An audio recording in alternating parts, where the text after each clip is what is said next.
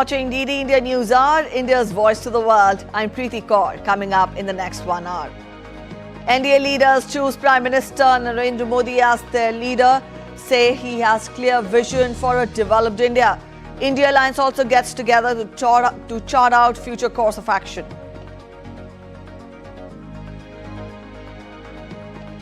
Global leaders including Biden, Putin, Sunak and Macron congratulate Prime Minister Modi for securing third consecutive victory in Lok Sabha elections. Dutch voters turn out to vote on the first day of EU polls. The Netherlands is the first to vote in this round of polls to the EU Parliament.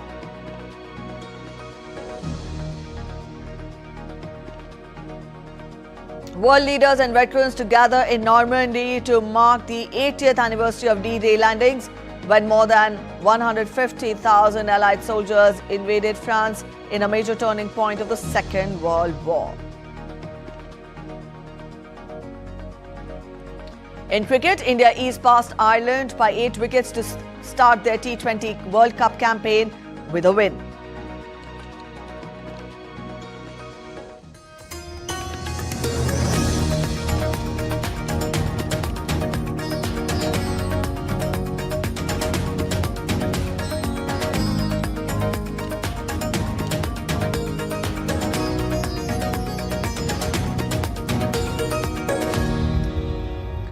The ruling National Democratic Alliance, or the NDA, convened a crucial meeting at Prime Minister's residence in New Delhi, led by Narendra Modi. Now, this paves the way for Modi's third consecutive term as the Prime Minister.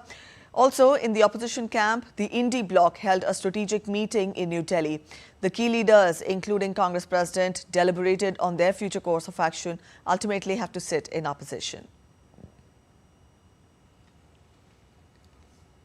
NDA held a crucial meeting at the Prime Minister's residence in New Delhi under the leadership of Narendra Modi.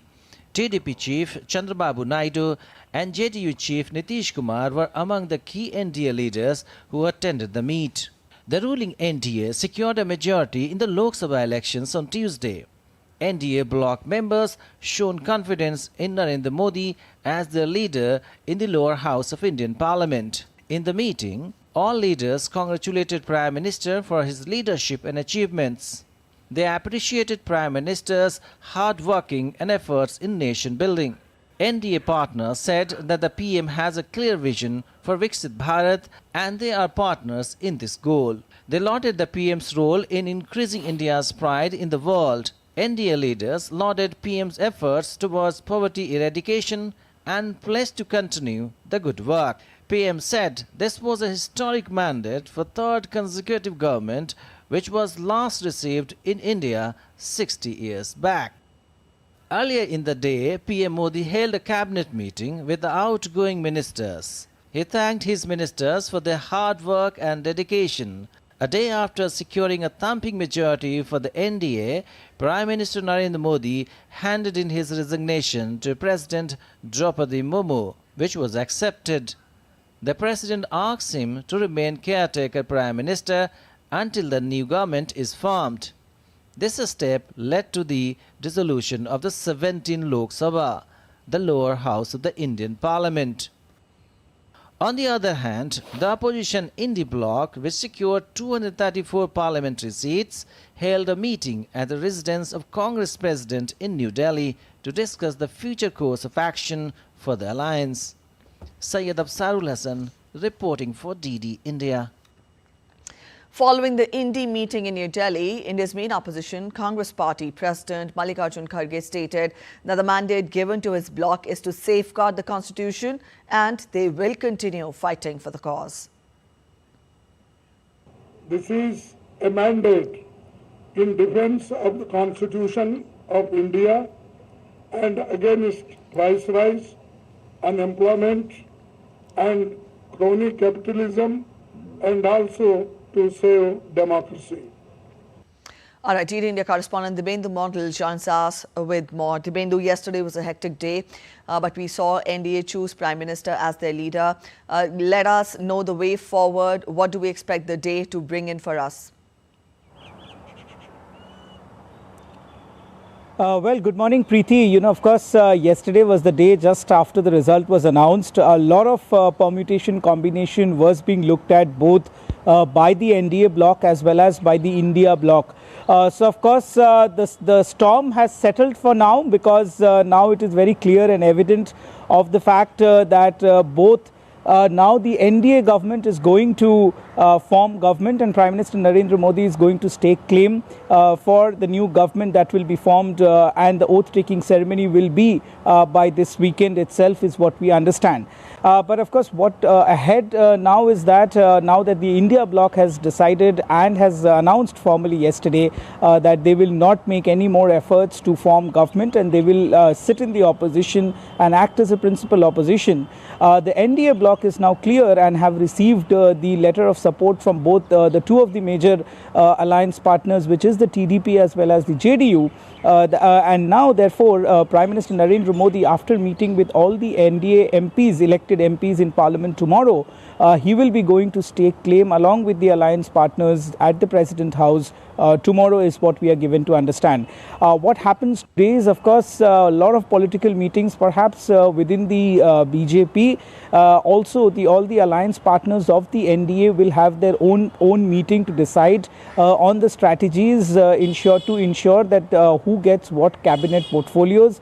The BJP will, of course, try to keep as many portfolios as possible, also the major cabinet portfolios to themselves. But of course, it will also, the alliance partners will also try to ensure that they get at least 4 to 5 plum cabinet portfolios. But also, it will also depend on how the BJP and the NDA partners negotiate on the cabinet distribution and on the cabinet portfolio distribution. So, of course, interesting times ahead. This is perhaps after a decade when we have a coalition government in place. So we understand it is for the first time that Narendra Modi will be leading a coalition government. All right. So we understand it will be a day of negotiations and bargaining, Dipendu. But then when we talk of the cabinet formation, though it's a little too early to talk about it, but then what names are doing round? What are you picking up from the ground?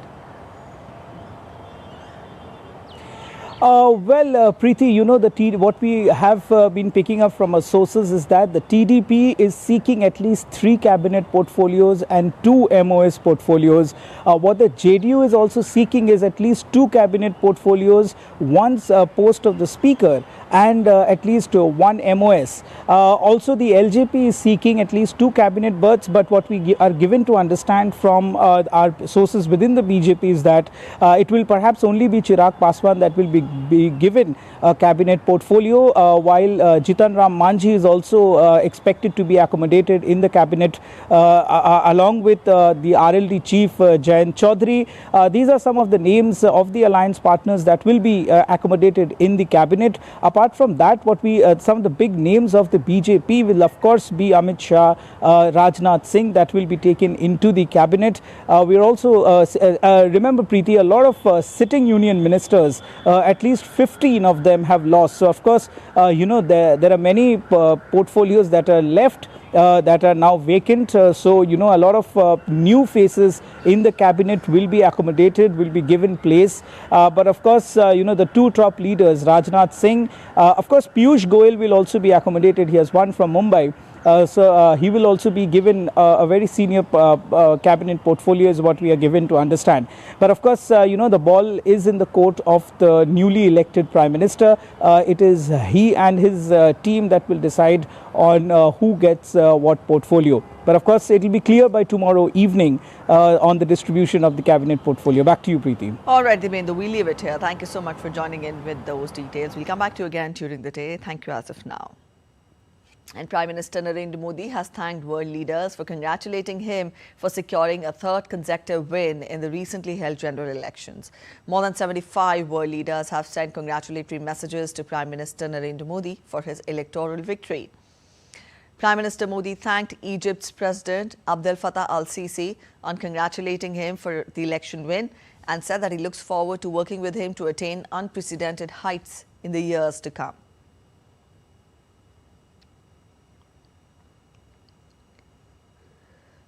Prime Minister also thanked Sweden's Prime Minister Ulf Kristersson and also said that India and Sweden will build on our strong partnership, including in the areas of sustainable and green development. Prime Minister, replying to Moldova's Prime Minister Dorin Rekin's wishes, said that he values his sentiments and is also committed to advancing the close bonds of friendship between the two nations. In response to Denmark Prime Minister's congratulations, Prime Minister Modi said that the vibrant and robust ties between India and Denmark continue to gain new dimensions. He also said that he looks forward to India-Denmark sustained engagement as both nations celebrate 75th year of diplomatic relations this year. Replying to Norway Prime Minister's wishes, Prime Minister Modi said that Norway has been key Nordic partner. He said that he looks forward to further deepening the bilateral and regional cooperation for the benefit of the people of the two nations.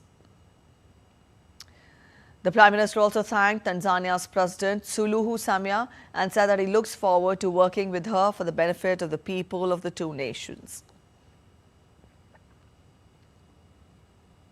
US National Security Advisor Jake Sullivan is scheduled to visit India to engage the new government in New Delhi on the shared US-India priorities as Narendra Modi prepares to take oath as the Prime Minister for a third consecutive term. The White House has confirmed Sullivan's visit to India, and it said in a readout on President Biden's call to Prime Minister Modi. Sullivan's visit was discussed during the phone call President Biden made to Prime Minister Modi on Wednesday to congratulate him on his re-election. Biden also commended people of India for participating in the elections, with nearly 650 million going to the polls to vote. The two leaders emphasized their commitment towards deepening of the India-US comprehensive and global strategic partnership and towards advancing their shared vision of a free, open and prosperous Indo-Pacific region.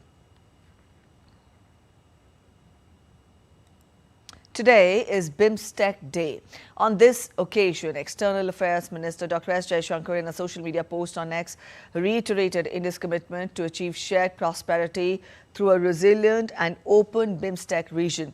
May our time-honored links grow even stronger. Warm wishes on BIMSTEC Day.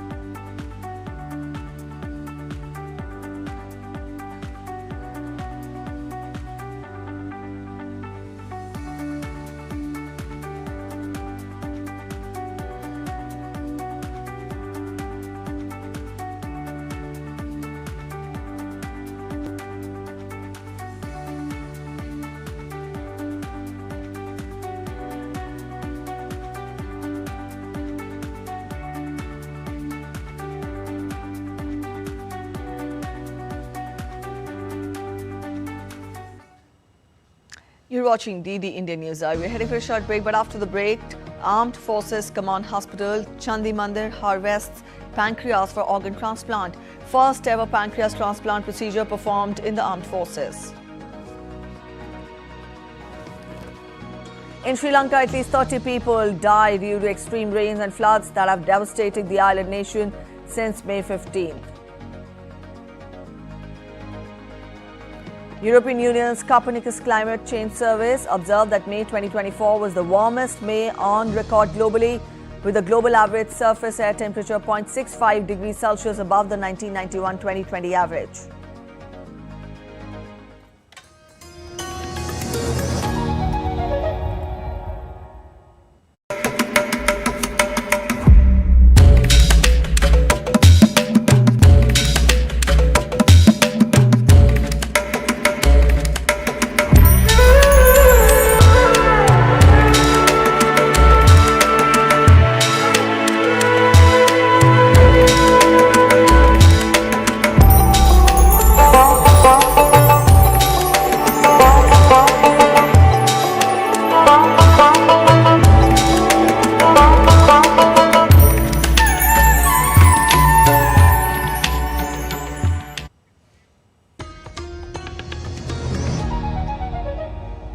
Welcome back after the break. You're watching DD India News Hour and I'm Preeti. Let's get you more updates.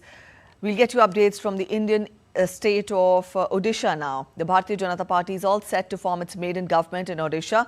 BJP won 78 seats in the 147-member assembly, ending Biju Janata Dal leader Naveen Patnaik's 24-year-old stint in the state.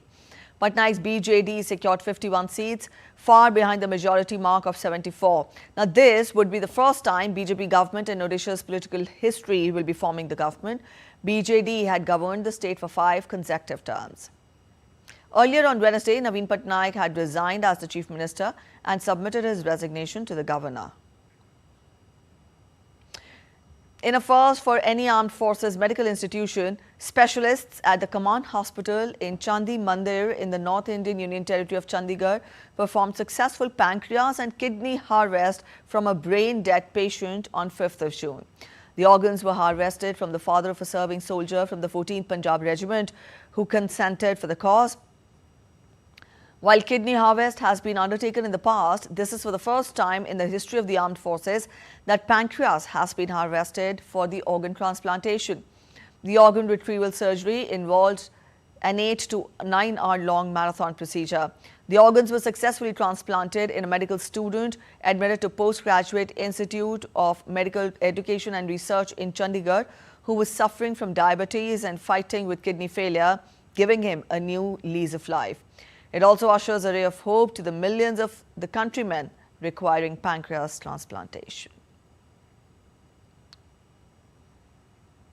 The Indian Institute of Technology, Bombay, has been ranked as the first Indian institute in the Quacquarelli-Simons World University Rankings this year. For the first time, IIT Bombay ranked within the top 125 and has secured the 118th position. Its overall score is 56.3 out of 100. The institute has made a significant leap from 149th rank last year. The results released yesterday show a notable improvement of 31 positions this year. In view of the water crisis in Delhi, the Supreme Court will hear Delhi government's petition seeking additional water supply from neighbouring states on Wednesday. Earlier during the hearing, the Supreme Court had asked the Upper Yamuna River Board to hold a meeting on June 5th and consider Delhi's demand. The details of the discussion held in the meeting will be handed over to the court today.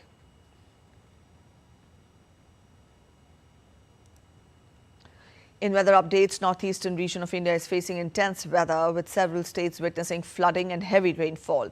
In the state of Assam, floods left 25 people dead. However, the situation seems to have improved. 8 districts remain affected. Relief camps and aid activities continue. Now, according to the Met Department, strong winds from the Bay of Bengal are likely to bring in widespread to moderate rainfall, along with thunderstorms, lightning and gusty winds across Arunachal Pradesh, Assam, Meghalaya, Nagaland, Manipur, Mizoram, Tripura and sub-Himalayan West Bengal and Sikkim over the next weekend. Along the west coast, Konkan, Goa and middle Maharashtra are also predicted to receive very heavy rainfall with thunderstorm, lightning and gusty winds over the next few days. The weatherman also predicted a heat wave to severe heat wave conditions in several parts of the country until June 9th.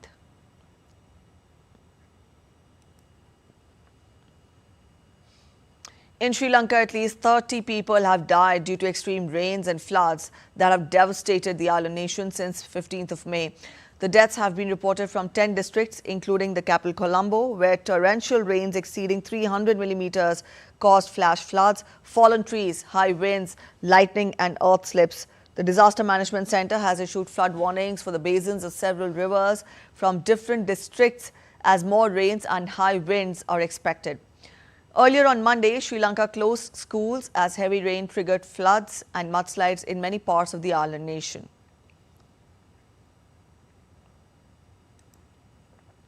After devastating floods, Rio Grande do Sul in southern Brazil is struggling to recover to normalcy. The military took to streets as part of collection and cleanup operations involving several containers of chemicals. The cleanup is expected to last for a week. Volunteers joined efforts to clean up damaged schools. The farmers have also been affected, with some reporting that it will take 3 to 4 years to recover their production. Also, according to the latest reports, storms and floods since late April have displaced more than 500,000 people and 172 confirmed deaths, with 14 missing people have been reported. While other states in the U.S. experienced heat waves, Maryland state witnessed multiple tornadoes on Wednesday evening. Now, according to the National Weather Service, at least 9 tornadoes struck Maryland. The tornadoes caused heavy damage as debris flew and power transformers flashed and sparked. A ranch-style home collapsed during the storm, trapping 5 people inside. One individual was transported to hospital with serious injuries.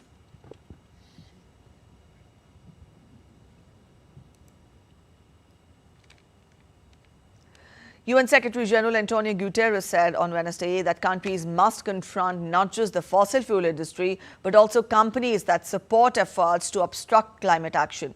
Addressing the issue at the American Museum of Natural History's Family Hall of Ocean Life in New York, Guterres declared, "We stand at a moment of truth." Guterres urged all partners to boost support for the United Nations Early Warnings for All Action Plan and said that the developed world needed to do more to support climate action in the developing world. Guterres urged a 30% cut in global fossil fuel production and use by 2030. G20 economies should go furthest, fastest, and show climate solidarity by providing technological and financial support to emerging G20 economies and other developing countries. At the first step, all developed countries must honor their commitment to double adaptation finance to at least $40 billion a year by 2025. European Union's Copernicus Climate Change Service observed that May 2024 was the warmest May on record globally, with global average surface air temperature 0.65 degrees Celsius above the 1991-2020 average. The EU's Climate Change Monitoring Service said on Wednesday that each of the past 12 months ranked as the warmest on record in the year-on-year comparisons. The average global temperature for the 12-month period to end of May was 1.63 degrees Celsius above the pre-industrial average, making it the warmest such period since record-keeping began in 1940. Former U.S. President Donald Trump denied on Wednesday that he had lost confidence in his legal team after his conviction on charges of falsifying documents to cover up a payment to an adult film star. Trump attributed his legal challenges to a rigged system and claimed political persecution from the White House and Department of Justice. Trump also expressed frustration over not testifying in his trial, labeling it as very unfair. Yemen's Houthis conducted military operations targeting 3 vessels in the Red Sea and the Arabian Sea, the group's military spokesperson Yahya Sarriya said on Wednesday. Houthis targeted 2 vessels in the Red Sea, Rosa and Vantage Dream, with a number of missiles and drones, he added in a televised speech. The third ship, the U.S. vessel Maersk Seletar, was targeted in the Arabian Sea with a number of drones, he also put forth.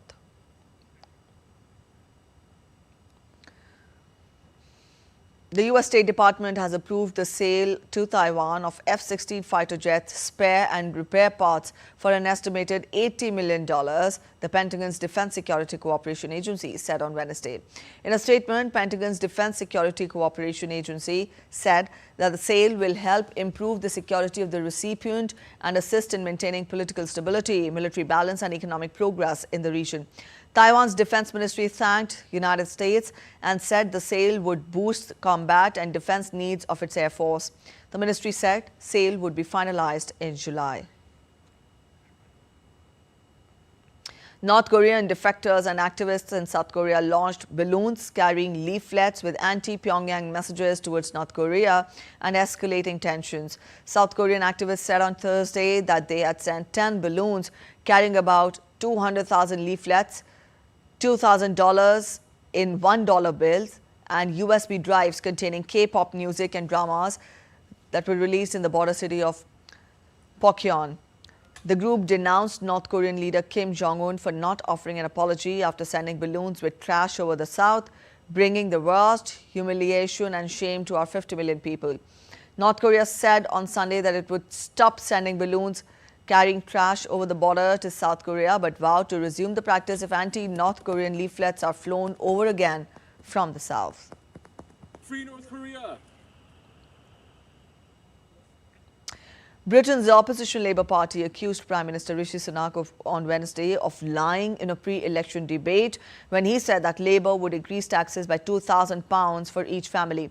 Sunak, whose Conservative Party is struggling in opinion polls before July 4th vote, used the figure repeatedly in Tuesday's television debate with Labour leader Keir Starmer. Starmer made the comments in Portsmouth, where both he and Sunak visited as part of the World War II D-Day commemorations. Starmer said that he stood by Vaughan Getting, leader of the semi-autonomous Welsh government, who lost a non-binding vote of confidence on Wednesday. We've been very clear throughout that all of our plans are fully costed and fully funded. And that means no tax rises for working people. And I'll spell that out. No income tax, no national insurance, no VAT. What you saw last night was a Prime Minister with his back against the wall, desperately trying to defend 14 years of failure, resorting, and it was a flash of his character, an insight into his character, to lies. And now we take a look at other stories making it to the headlines from across India. The National Investigation Agency has filed a charge sheet against a Maoist insurgent in a case relating to a conspiracy to damage and block a road in Chhattisgarh with the intent to kill the police personnel and loot the arms. The accused has been charged under relevant sections of the IPC as per the charge sheet filed before the NIA Special Court in Chhattisgarh's Jagdalpur. Himachal Pradesh is grappling with a severe forest fire crisis, with the state's forest department recording over 1,500 incidents of forest fires. The administration has expressed grave concern over the escalating situation and are promptly responding to the fire incidents. Also, massive fire broke out in areas of Rajouri and Poonch, causing damage to vast tracts of land. The forest department and locals are trying to douse the fire.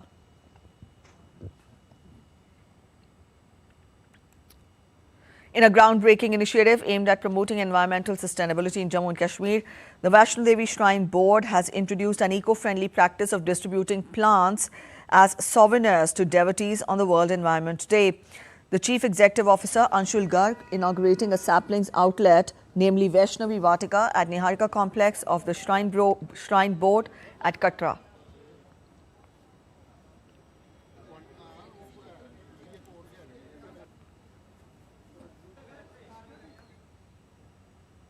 As the general elections 2024 concluded, Lok Sabha Secretariat is ready to welcome the MPs of the 18th Lok Sabha. Several measures have been taken to greet the MPs, including welcome centres at New Delhi Railway Station and Delhi Airport. Also, paperless digital process has been set up for MPs to ensure seamless registration. Guideposts have also been set up at airports and railway stations.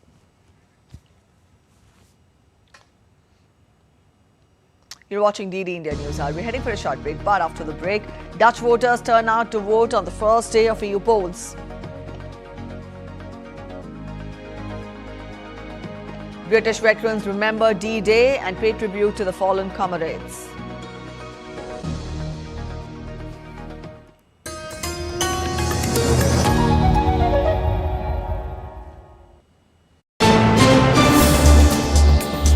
Voice of a rising aspirational world. Stories of challenges, struggles and accomplishment. A world battling conflict, hunger and poverty. Embracing growth, development, science and technology. A voice of progress, a voice of unity. Watch Voice of the Global South with me, Akshay Dongre, only on DD India.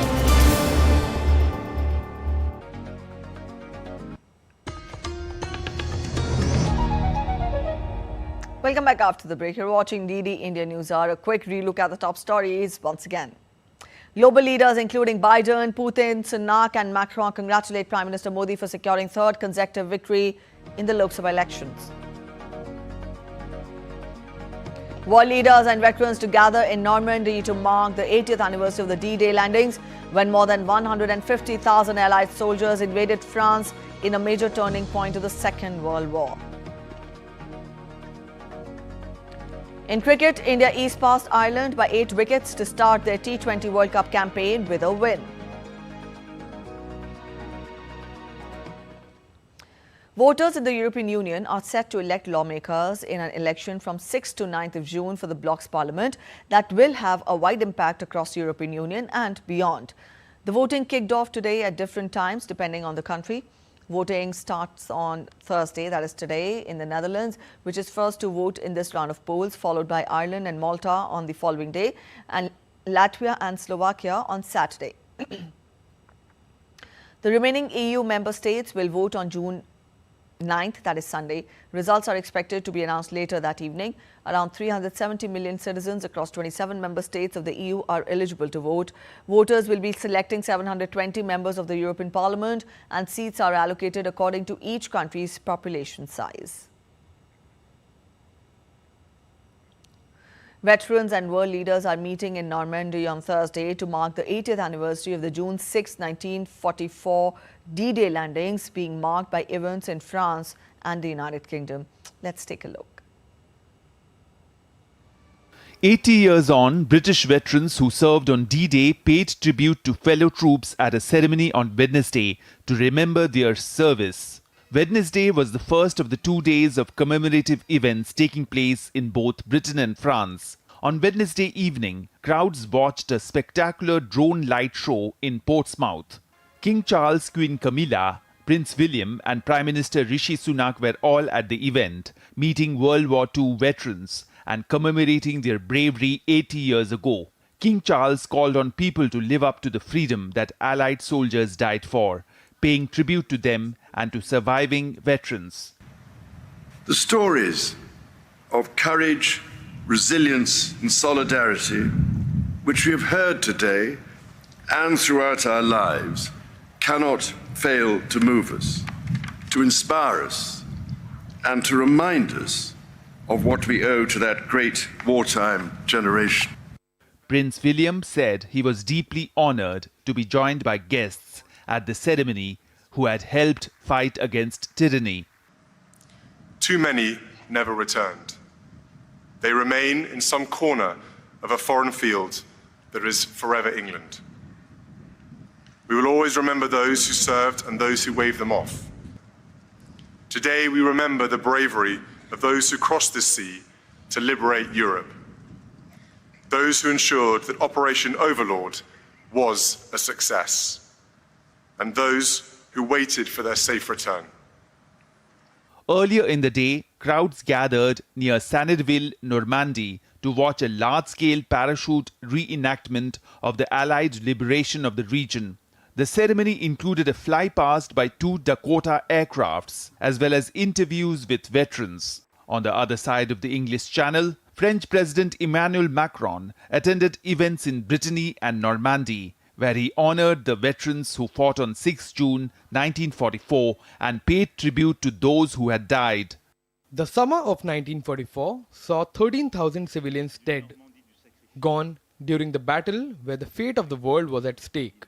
Saint Lo for the nation, and it's all for this, and we won't forget. Long live the Republic, long live France. More than 150,000 service personnel from the United States, Britain, Canada and other allied nations took part in the landings on D-Day. The main ceremonies will take place in France on Thursday with world leaders and royalty including US President Joe Biden, French President Emmanuel Macron, Ukrainian President Volodymyr Zelensky and Britain's King Charles and Queen Camilla. Bureau Report, DD India.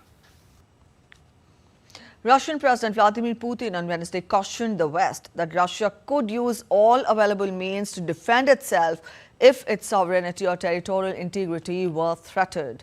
When asked about the risks of nuclear war over Ukraine, Putin said that the West had repeatedly accused Russia of nuclear saber rattling, but said that this was wrong and pointed out that it was the United States which had used nuclear weapons against Japan in the Second World War.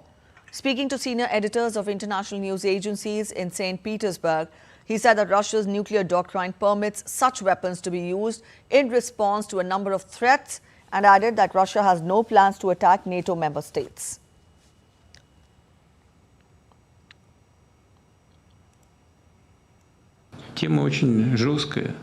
For some reason, the West believes that Russia will never use them. We have a nuclear doctrine. Look what it says. If someone's actions threaten our sovereignty and territorial integrity, we consider it possible for us to use all means at our disposal. This should not be taken lightly, superficially but professionally. The Russian president also said that supply of weapons to war zones were a bad thing and a dangerous move. He specifically mentioned German armed deliveries to Ukraine.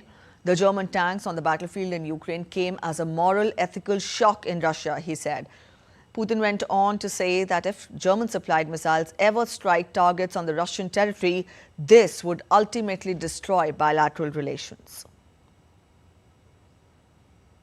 Now when they say that some more missiles will appear that will strike targets on Russian territory, this of course is ultimately destroying Russo-German relations. Slovak Prime Minister Robert Fico blamed his opponents for fostering the hatred that led to an assassination attempt against him. In his first public comments since the May 15th assassination attempt, Fico said that he could possibly return to work this month. In a video, he called his attacker an activist of opposition parties, saying there was no reason to believe that the shooting was a lone lunatic. The Slovak Prime Minister said that he felt no hatred towards the attacker and said that it was time for forgiveness. Fico is recovering at home after he was shot at close range when he greeted supporters at a government meeting on May 15th. The attack left him in serious condition in hospital and he needed hours of surgery.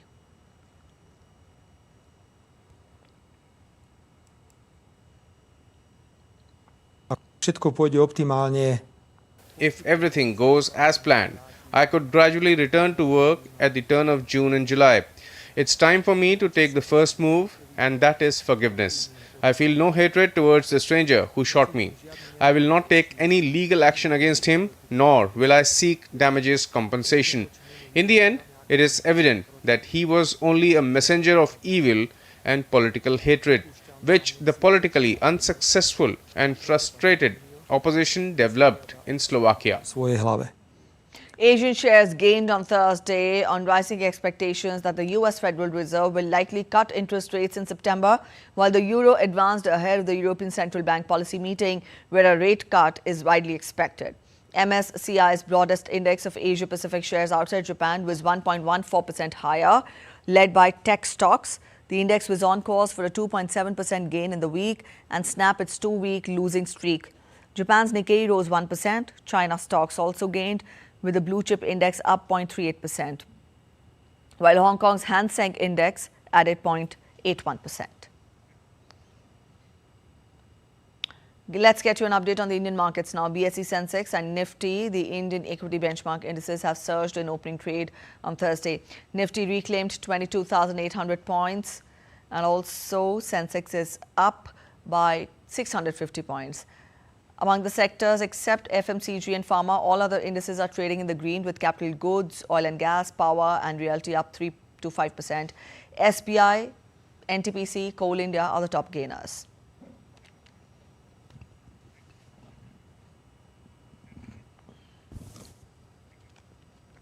All right, DD India correspondent Shama Mishra joins us from Mumbai for more on this. Shama, when we talk of the current action at the markets, in the markets today, then the dust and the uncertainty has somewhat settled now, and we see the markets trading in the green. Let us get more from you.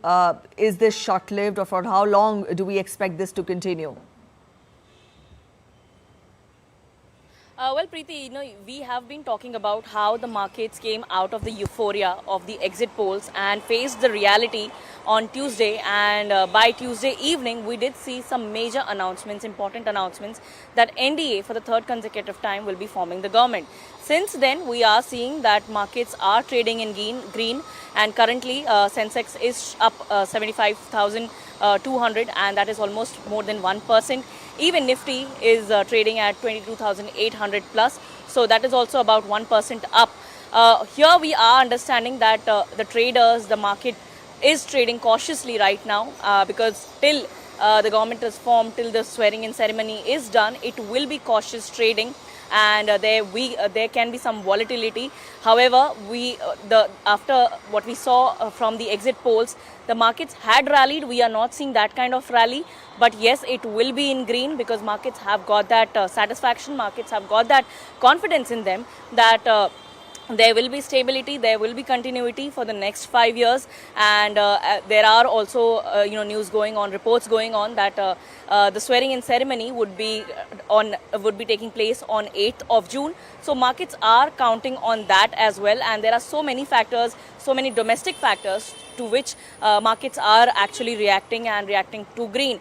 Also, we are about to have Reserve Bank of India's monetary policy announcement tomorrow, and markets would be keenly watching that process also, and we are expecting, a lot of industry experts are expecting that there will be status quo maintained from the Reserve Bank of India's Monetary Policy Committee, because inflation is still out of the comfortable range of RBI, and the Reserve Bank of India also has to boost the growth, has to support the growth. So all these going on, we can expect markets to trade in green. However, it is going to be a cautious, advisable trade.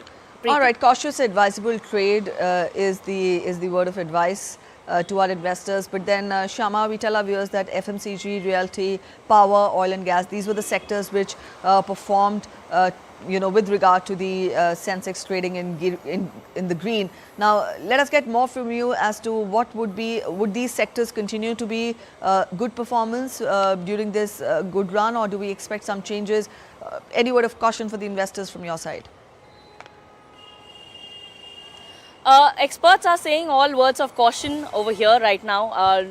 Do not go into overboard, and everyone is suggesting it should be long term. It should not be short term. And in the long term, it will be gains. It will be profit for everybody, because we understand all the sectors related to India, the India specific sectors. You've already mentioned that FMCG, power, infrastructure, electric vehicles, all these sectors would be gaining, and because we understand there are several reforms already in place, and there will be a lot of reforms coming into place after the government is formed. And we've also heard Prime Minister giving us the 100-day agenda, and even on the Tuesday speech, he has mentioned, Narendra Modi has mentioned that there will be more thrust on women empowerment, youth empowerment, more enhanced production of mobile semiconductors. So we understand these sectors will be trading in green, and given the fact that EV is something which is emerging, the infrastructure is still not readily everywhere, is not made readily everywhere. That is also going to be one thing which everyone would be looking at. And a few takes from the last year's budget, where the thrust was also on the solar energy and how the infrastructure is to be created, infrastructure has to be developed, and more eyes would be on the upcoming budget, because we understand this would be a proper concrete budget wherein the sectors which will be showing positivity and giving a thrust to the Indian economic data will be in the limelight and will be getting more attention. So all these sectors related to India, specific to India, will be trading in green, will be having a good run. And said that investors are saying, the traders, experts are saying it is to be cautiously traded, because the markets can see some correction, can see some volatility right now. But all the eyes are on the swearing-in ceremony and the formation of the government for the third consecutive time, because that means stability and continuity of reforms for the next 5 years. All right, Shama, we'll leave it here. Thank you for joining in with those details. And Prime Minister Narendra Modi congratulated Mexico's newly elected president, Claudia Sheinbaum. Taking to social media site X, Prime Minister Modi said, and I quote him, "Congratulations to Claudia Sheinbaum, Mexico's first woman president-elect. This is a momentous occasion for the people of Mexico and a tribute to the great leadership of President López Obrador as well." Prime Minister said he is looking forward to continued collaboration and shared progress with the new leadership. Boeing on Wednesday launched its Starliner capsule towards the International Space Station with 2 NASA astronauts aboard. The CST-100 Starliner, with astronauts Barry Wilmore and Sunita Williams aboard, lifted off from Cape Canaveral Space Force Station in Florida for a roughly 1-week stay at the station. The latest launch made Williams the first woman to test an orbital spacecraft. The historic test flight, the third attempt after repeated delays, could pave the way for routine flights between Boeing's Starliner capsule and NASA. This is the first time the vehicle has been entrusted to carry people after coming through a long and tortuous development program. The mission is a test flight required before NASA can certify Starliner for routine astronaut missions. Meanwhile, SpaceX CEO Elon Musk extended his best wishes to Boeing and the crew for the successful launch. The installation of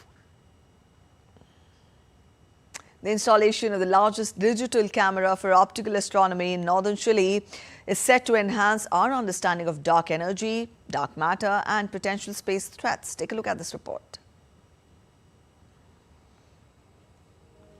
The largest digital camera ever built for optical astronomy, with a resolution exceeding 3.2 gigapixels, is set to be installed in northern Chile. The camera, part of the Vera C. Rubin Observatory, will be placed on Cerro Pachón in the Coquimbo region after travelling by various vehicles.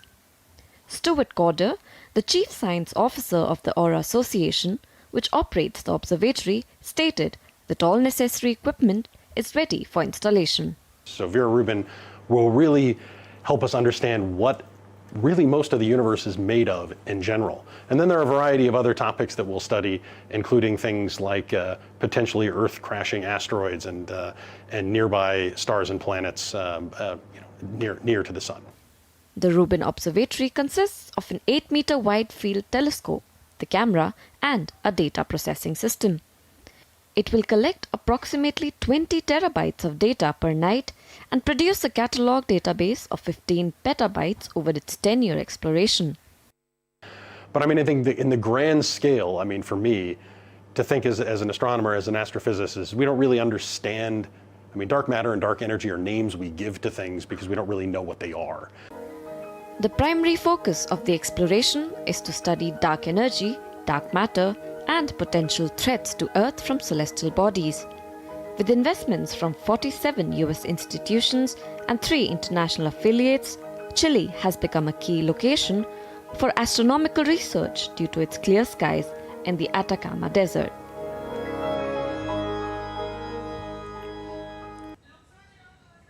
You're watching DD India News Hour. Up next, a short break. But after the break, stay with us for all the action from the French Open, even as Rohan Bopanna and Matthew Ebden qualify for the semis. Russian teenager Mira Andreeva beats second seed Aryna Sabalenka to enter the French Open semis. Have you ever heard of animal oracles predicting football results? Stay with us as we get you more on this tech marvel.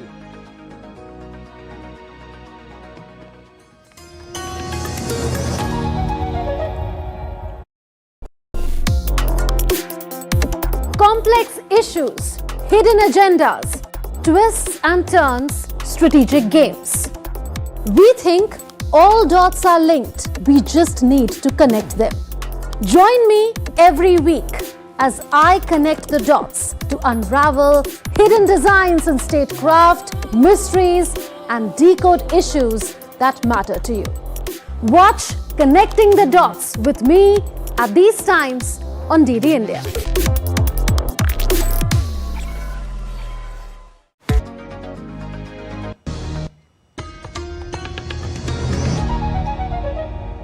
Welcome back after the break. You're watching DD India News Hour. Let's turn focus to sports now. In cricket, we'll talk of the ICC T20 Cricket World Cup. India eased past Ireland by 8 wickets to start their campaign with a win. India blew away Ireland batting lineup after winning the toss and putting them to bat first. Led by Hardik Pandya's 3-wicket haul, India restricted Ireland to 96 runs in the T20 World Cup. Jasprit Bumrah and Arshdeep Singh also took 2 wickets. In the chase, Rohit Sharma's 52 runs off 37 balls kept India in the driving seat, and the side eventually reached home in 12.2 overs. Rohit had to retire hurt after getting injured during batting.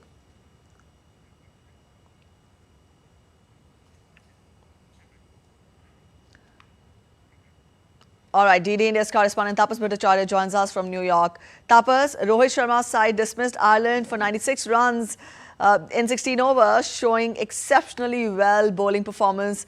That was a tricky pitch. So what do you think? What went wrong with Ireland?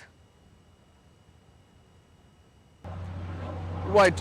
So they didn't have a great time, and it was exacerbated with the fact that India won the toss and they opted to bowl first under overcast conditions, and Indian bowlers they knew how to swing the ball with Arshdeep Singh, Bumrah, Hardik Pandya all playing their part in decimating the top order of Irish batting lineup. And once they were 6 down under 10 overs, they couldn't recover after that, and that's actually the problem in this pitch also. We saw in the earlier matches team couldn't score more than 100 runs, so they probably should have thought about how to go about rather than going berserk from the very first ball. They should have planned their innings and they should have waited a couple of overs to see the bounce and the swing of the pitch. This probably is one of the strongest bowling lineup in this particular tournament, and if the condition favors swing bowling, seam bowling, well, there is nobody better than Bumrah, Hardik Pandya, Arshdeep Singh to exploit the condition. They had 2 spinners, but they didn't require their services, and that's something that Indian team actually is mindful about. They have, in fact, just to put it in a way, Indian team came in this particular tournament with 4 spinners. They didn't require their services in this particular match, but their 4 pacers, in fact 2 bowling all-rounder were there, and they actually worked in tandem to decimate the Irish batting lineup.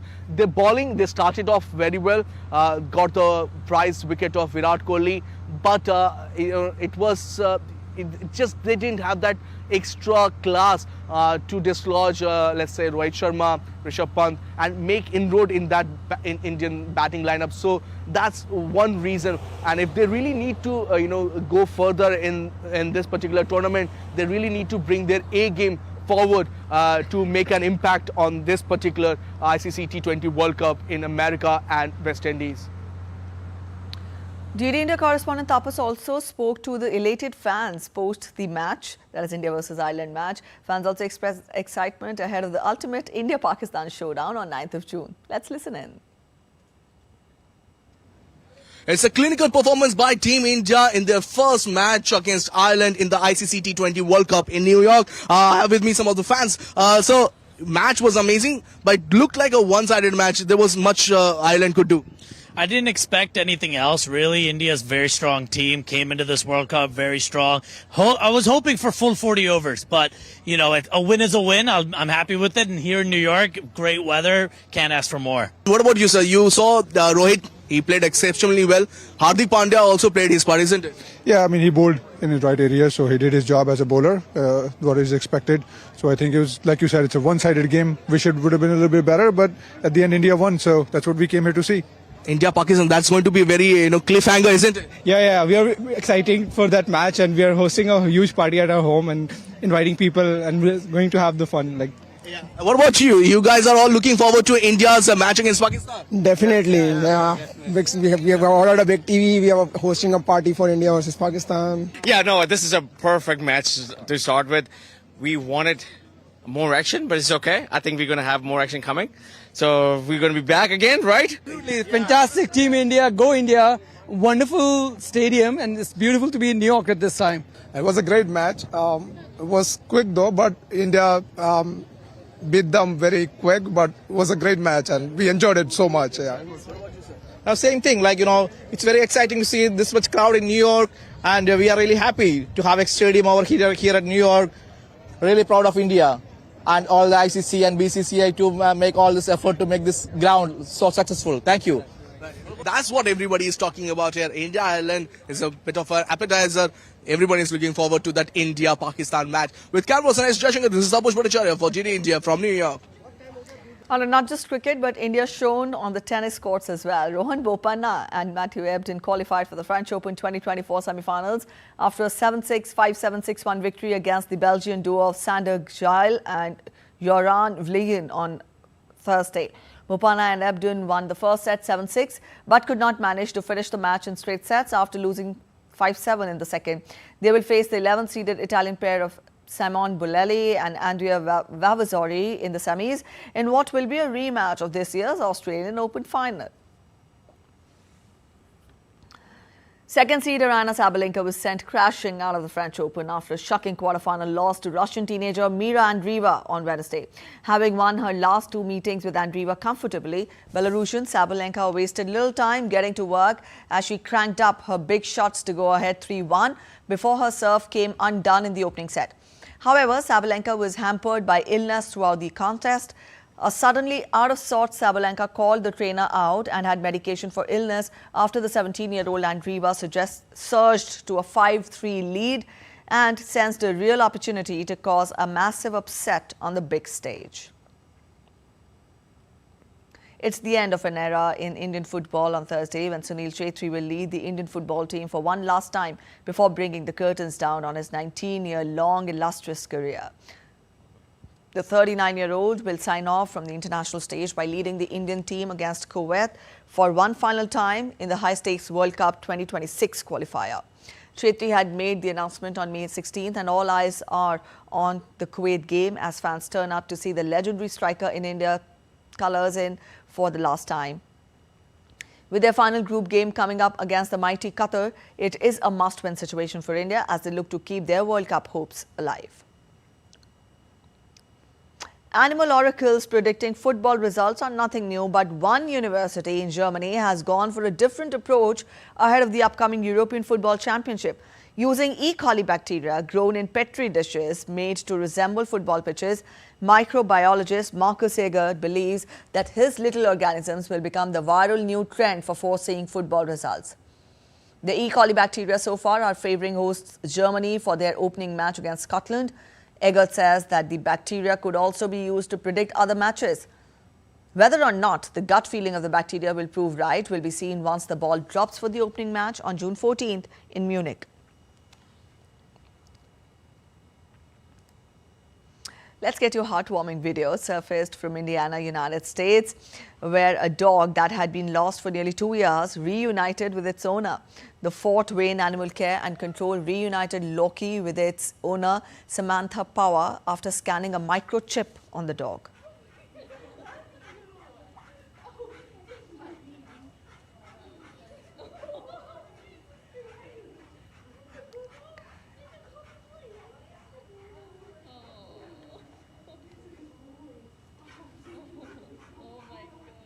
All right, that's it in this edition of DD India News Hour, but let us know your thoughts on the news of the day. For those of you on the go, you can get all the latest news and updates from India and across the world on the DD India mobile app, and you can scan the QR codes on the screen to download now.